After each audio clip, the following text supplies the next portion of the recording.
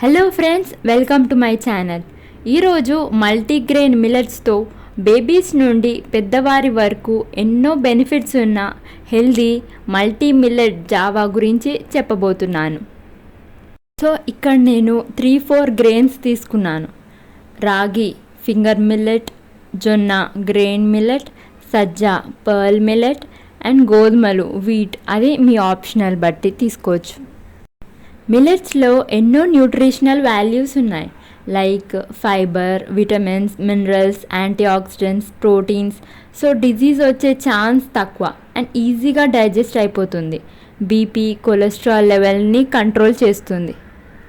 So ఒక చిన్న tea గ్లాస్లో అన్నీ సపరేట్గా తీసుకొని బౌల్లో వేసుకున్నాను అండ్ వాటిని జాగ్రత్తగా క్లీన్ చేయాలి.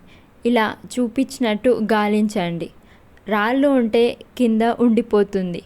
1 వీక్ వరకు పెట్టే ఫుడ్ కాబట్టి చేసే అప్పుడే ఓపిక్గా 2-3 టైమ్స్ క్లీన్ చేయండి.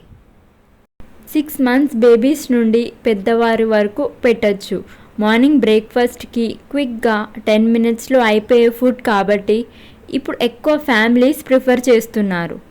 సపరేట్గా ఒక్కొక్క మిల్లెట్తో జావా చేయొచ్చు, లేదా ఇప్పుడు చూపించినట్టు అన్నీ కలిపి అయినా చేసుకోవచ్చు. క్లీన్ చేశాక ఒక ప్లేట్లో అయినా, నీట్ క్లాత్లో అయినా, న్యూస్ పేపర్లో అయినా డే మొత్తం ఎండలో ఆరపెట్టేసేయండి. కింద ఆరేస్తే గాలికి రాళ్ళు పడే ఛాన్స్ ఉంటుంది. సో ఒక మంచం కాట్ మీద ఆరపెట్టొచ్చు.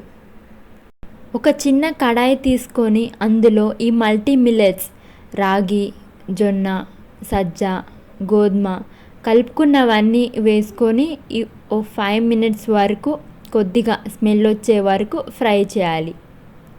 3-4 డిఫరెంట్ మిల్లెట్స్ టీ గ్లాస్ అంతనే తీసుకుంటున్నాను కాబట్టి నేను ఇంట్లోనే మిక్సీ జార్లో పౌడర్ చేసుకుంటున్నాను.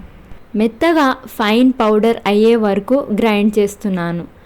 కావాలంటే మీరు జల్లెడ కూడా పట్టుకోవచ్చు.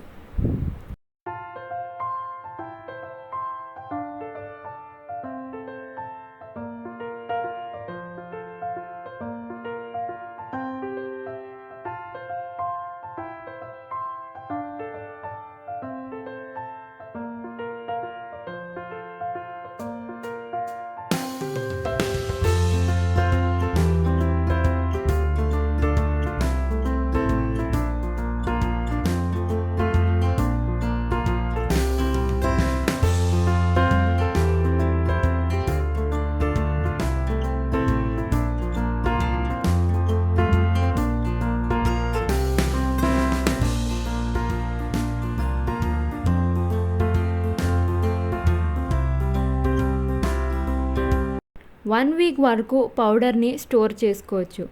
క్విక్గా త్వరగా అయిపోతుంది. సో ఇప్పుడు ఎలా కుక్ చేయాలో చూడండి. ఫస్ట్లీ 2 spoons పౌడర్లోకి 4 టీ గ్లాస్ అంతా వాటర్ పోసాను. అంటే పౌడర్కి డబల్లో వాటర్ యాడ్ చేశాను. అండ్ అందులోకి టేస్ట్కి కొద్దిగా సాల్ట్ వేసి కలుపుకున్నాను. ఇప్పుడు లో ఫ్లేమ్లో స్టవ్ ఆన్ చేసి జావాని బాయిల్ చేస్తున్నాను. 10 minutesలో అయిపోద్ది. చిక్కగా అయ్యే వరకు, థిక్నెస్ కొద్దిగా వచ్చే వరకు బాయిల్ చేయండి. మీరు సాల్ట్ అయినా, షుగర్ బదులు బెల్లం పౌడర్ అయినా వేయచ్చు.